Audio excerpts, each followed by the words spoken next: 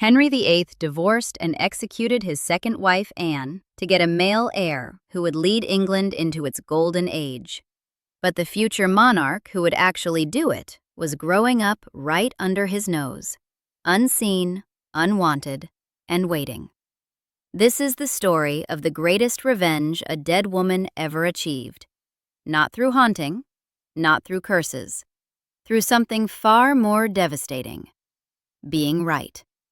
But to understand Elizabeth's triumph, you have to understand what Anne Boleyn actually did, who she was, what she fought for, and why the men who killed her were so terrified of what she represented. Anne Boleyn was not supposed to matter. No one recorded her birth date precisely because no one imagined she'd ever need one. She was born sometime between 1501 and 1507. Historians still argue about it. To Thomas Boleyn, an ambitious diplomat with a knack for languages, and Elizabeth Howard, whose family connections to the Duke of Norfolk made her useful but not extraordinary. The Boleyns were minor nobility, respectable, forgettable, the kind of family that produced competent administrators and adequate wives for other competent administrators. Anne was sent to the Netherlands at 12 or 13 to serve in the household of Margaret of Austria, regent of the Netherlands. Then to France, where she spent nearly 7 years at the most sophisticated court in Europe. This was supposed to polish her, make her marriageable, give her the skills to manage a wealthy man's household and bear his children without complaint. It did something else entirely. Anne came back to England in 1522, speaking fluent French, reading Latin, playing the lute, composing poetry, and carrying herself with a confidence that made other women look provincial. She wasn't beautiful, not by Tudor standards. Her complexion was too dark. Some hostile sources mentioned a small mole on her neck, though this may have been invented later. She had none of the blonde plumpness that Henry VIII's first wife, Catherine of Aragon, possessed. What Anne had was something more dangerous. She was interesting. She argued theology, debated religious reform, circulated banned books among her friends at court, works by William Tyndale, whose English translation of the Bible was illegal in England. Anne didn't just read Protestant texts. She discussed them openly, pushed them on others, made religious radicalism fashionable among the young and ambitious courtiers who gathered around her. In an era when women were expected to be ornamental and silent, Anne had opinions, strong ones, and she didn't bother hiding them. Henry VIII noticed her around 1526. He'd been married to Catherine of Aragon for 17 years. She'd given him one surviving child, a daughter named Mary, and a string of miscarriages, stillbirths, and infant deaths that convinced Henry his marriage was cursed. He wanted a son. Catherine, at 41, couldn't give him one. And suddenly there was this dark-haired woman at court who looked at him like she was deciding whether he was worth her time. Here's what made Anne different from every other woman Henry had pursued. She said no. Not forever, not entirely, but she refused to become his mistress, refused the arrangement that had worked perfectly well for her own sister Mary, who had warmed Henry's bed for a few years and been discarded with a small pension and no future. Anne watched what happened to her sister, learned from it, and when Henry came calling, she set terms no other woman had dared to set. She would be queen, or nothing.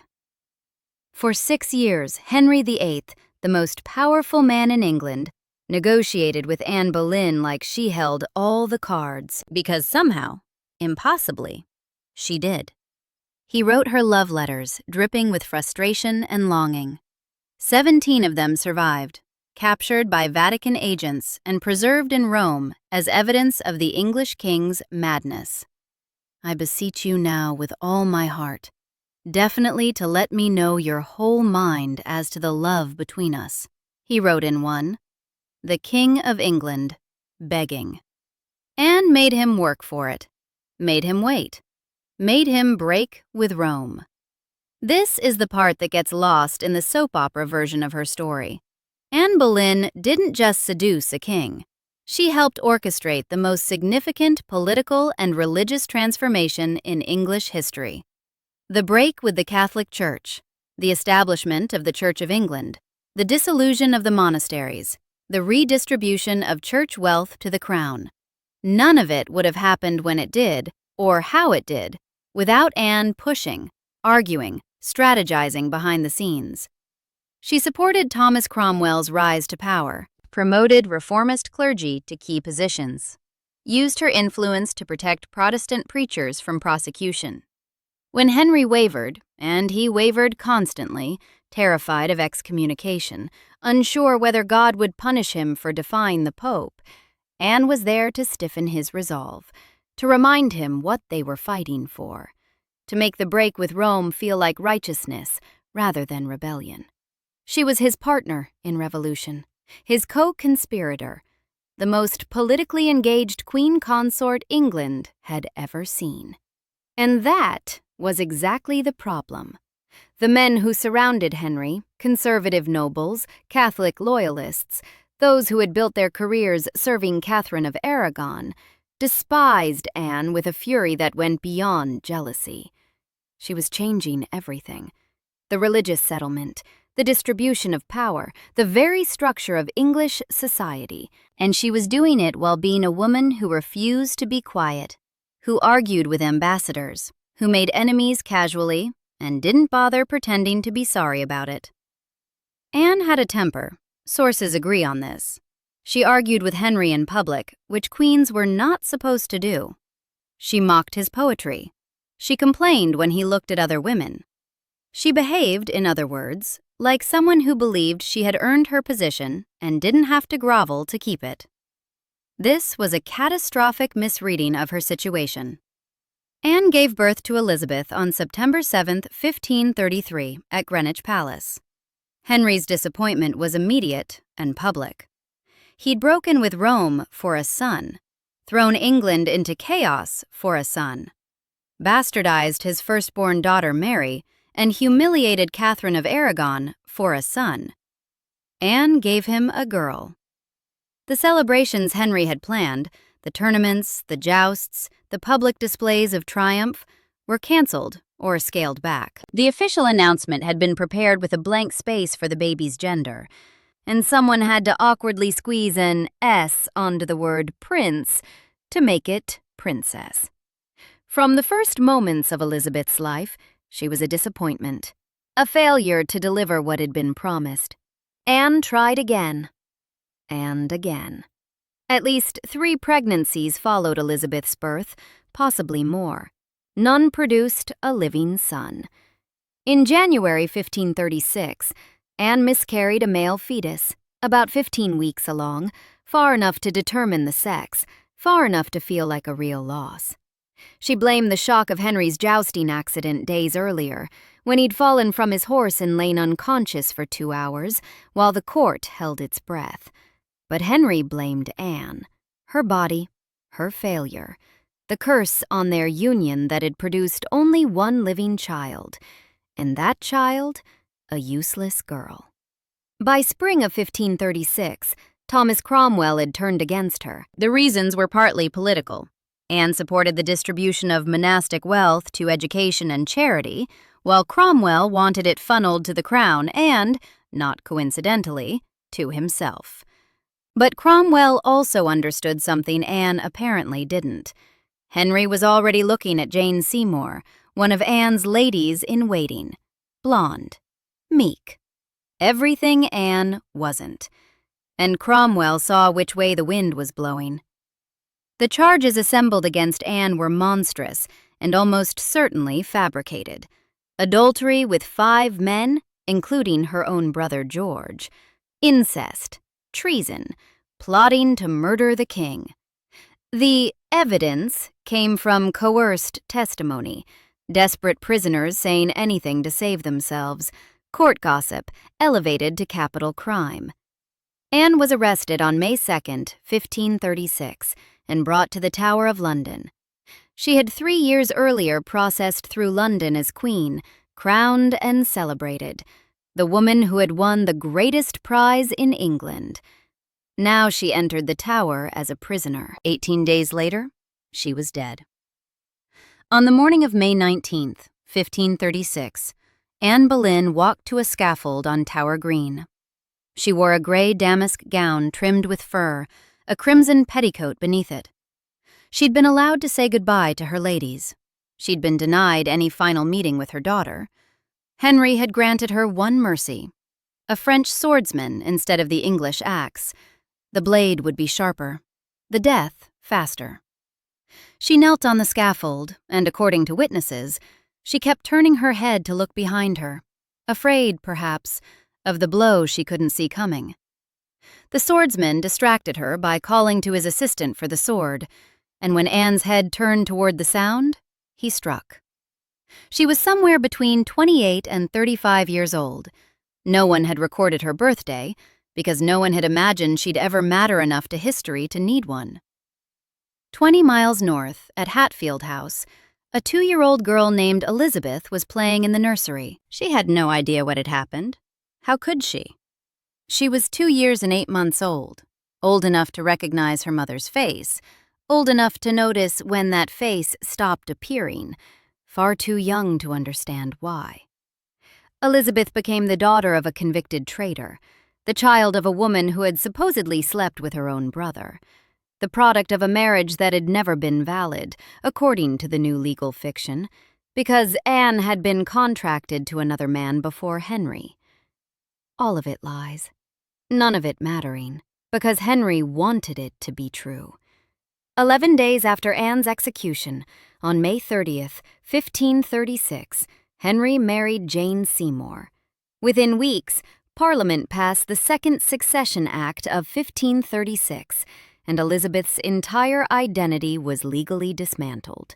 She'd been Princess Elizabeth, second in line to the throne. Now she was Lady Elizabeth, a title of courtesy signifying nothing. The act declared her illegitimate, product of an invalid marriage. At 3 years old, Elizabeth had been erased. Her household, maintained at royal standards befitting a princess, was slashed dramatically. Her governess, Lady Bryan, wrote to Thomas Cromwell begging for basic necessities. The letter survived, and it reveals the pathetic state to which Henry's discarded daughter had been reduced. Elizabeth had neither gown, nor kirtle, nor petticoat, nor no manner of linen, nor smocks, nor kerchiefs, nor rails, nor body stitchets, nor handkerchiefs, nor sleeves, nor mufflers, nor biggins. The child had outgrown all her clothes. No money to replace them. Lady Bryan didn't know what to feed her or how to treat her. The rules had been swept away. Elizabeth had become an administrative problem, an inconvenient leftover. And then the final humiliation.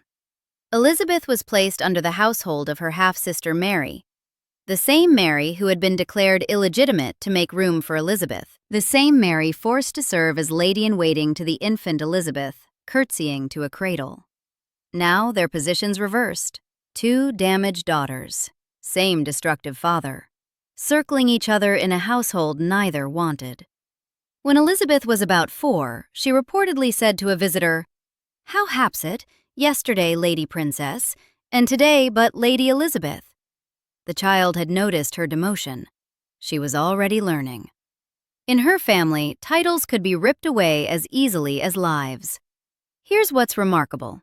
During 45 years as queen, Elizabeth almost never mentioned Anne Boleyn by name, didn't order portraits displayed, didn't speak of her in speeches or letters. The silence was so complete it could only be deliberate. And yet, around 1575, nearly 40 years after Anne's death, Elizabeth commissioned the checkers ring, a golden band that opened to reveal 2 miniature enamel portraits facing each other. Herself as queen, Anne Boleyn as she had been in life. This wasn't a childhood keepsake. This was proof that the queen who never spoke her mother's name publicly had spent decades carrying Anne's memory in secret. She used her mother's falcon badge in her royal imagery, adopted her mother's motto, Semper Eadem, always the same. The dead queen lived on in her daughter's silences, her secrets, the symbolism embedded in everything Elizabeth touched. But first, Elizabeth had to survive. By 13, she'd seen what happened to people who attracted the wrong kind of attention. Her mother died for it. Her stepmother, Catherine Howard, Anne's first cousin, died for it too, beheaded in 1542 for adultery when Elizabeth was 8. Elizabeth's family kept losing their heads, literally. She learned the lesson that would save her life. Don't be seen. Don't be interesting. Don't give anyone a reason to think about you. She became a scholar. Scholarship was the perfect disguise. While the court feasted and hunted, Elizabeth declined invitation after invitation to stay in her study. She mastered Latin, Greek, French, and Italian while still a child. Her tutor, Roger Ascham, wrote that her mind had no womanly weakness and that she read more Greek before breakfast than most churchmen read in a week. This wasn't just intellectual curiosity. It was strategy. A studious girl buried in translations while everyone else danced was not a political threat. Elizabeth chose boredom deliberately, actively, repeatedly. Boredom was armor. When her half-brother Edward VI died in 1553 and Mary took the throne, Elizabeth faced her greatest test. Mary was Catholic, determined to restore the old religion.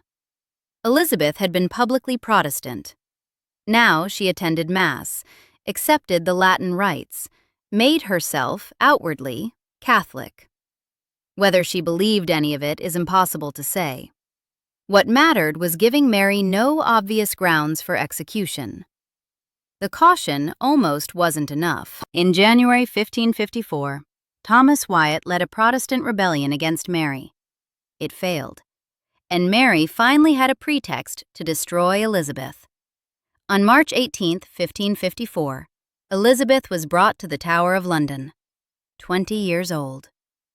Through Traitor's Gate, the entrance from which most never emerged except to die, her mother had been imprisoned in these same walls 18 years earlier. Her mother had walked from these buildings to Tower Green and never returned. Elizabeth spent 2 months in the Tower while Mary's council searched for proof that could justify execution. They had letters, suspicious contacts, circumstantial evidence, but nothing definitive enough to execute a princess before watching foreign ambassadors. Wyatt himself, on the scaffold with nothing left to lose, declared Elizabeth innocent. Mary relented. On May 19, 1554, exactly 18 years to the day after Anne Boleyn's execution, Elizabeth was released from the Tower, transferred to Woodstock, house arrest for another year. At Woodstock, Elizabeth scratched a couplet into a window with a diamond. "Much suspected by me, nothing proved can be," quoth Elizabeth, prisoner. Let them suspect. Give them nothing they can prove. She'd learned these lessons from her mother's death. They kept her alive. Mary Tudor was Henry's first victim, before Anne, before Elizabeth. She was the beloved Princess of Wales, her father's pearl of the world, until Henry decided he wanted Anne instead. Mary watched her mother Catherine cast aside, declared no true wife, humiliated, exiled. Mary was forbidden to see Catherine during her final illness, not told when Catherine died until after the funeral, denied even the chance to say goodbye. Mary was forced to sign a document acknowledging her parents' marriage invalid, that she herself was a bastard. She was 20 years old, alone, terrified. She broke. She signed. Then she was made to serve in the infant Elizabeth's household, curtsy to a cradle, treat a baby as her superior. Henry broke both his daughters. Differently. Mary survived by becoming hard. Elizabeth survived by becoming invisible. Neither had any other choice. November 17th, 1558. Cold morning at Hatfield House. Elizabeth had been waiting in comfortable exile. Mary was dying. ill for months, possibly ovarian cancer, tormented by phantom pregnancies. Elizabeth waited, watched, said nothing, because 25 years of survival had taught her that hope was dangerous. According to tradition, Elizabeth was sitting beneath an oak tree when messengers arrived from London. She was reading, because Elizabeth was always reading. The riders approached. They knelt. Mary was dead. Elizabeth was Queen of England. The invisible daughter, thrown away, declared illegitimate, stripped of title, imprisoned in the Tower, spoke a line from Psalm 118:23. "This is the Lord's doing, and it is marvelous in our eyes." On January 15th, 1559, Elizabeth I was crowned at Westminster Abbey. Anne Boleyn's daughter, the girl Henry threw away. Here's the cosmic justice. The revenge Anne achieved from beyond the grave. Henry murdered his second wife and destroyed his second daughter for one reason: a male heir to lead England into its golden age. He got his son, Edward VI, born to Jane Seymour. Edward reigned 6 years, died at 15, never married, no children. Mary reigned 5 years, no living heir. Elizabeth reigned 45 years, built the greatest navy in the world, defeated Spain, established the Church of England on foundations that still stand, oversaw Shakespeare, oversaw exploration, oversaw England's transformation from second-tier island nation into global power. The Elizabethan age, named for her. Everything Henry wanted, everything he murdered and married and manipulated for. Stable succession, international respect, religious settlement, cultural flourishing, delivered by the daughter he threw away. Anne Boleyn fought Thomas Cromwell and lost. Elizabeth fought her council for 45 years and won. Anne had a temper that made enemies. Elizabeth had a temper she'd learned to weaponize. Anne was executed for being too visible, too opinionated, too unwilling to be quiet. Elizabeth survived by learning when to be invisible and when to be the most visible woman in England. Mother and daughter, same fire, different lessons. The day Elizabeth's crown touched her head, Anne Boleyn won. Every year of the Golden Age was another year Anne won. Every time someone speaks the name Elizabeth with reverence, not Mary, not Edward, but Elizabeth, Anne wins again. Anne's falcon badge flew on Elizabeth's banners. Anne's motto, Semper Idem, became Elizabeth's own. The checkers ring with Anne's portrait stayed close to Elizabeth's body for the rest of her life. Henry tried to erase them both. Killed one, abandoned the other. Failed at both. The mother who was murdered lived on through the daughter who survived, and the daughter delivered everything the father destroyed his family trying to achieve. That's not irony. That's revenge. Subscribe for more stories like this.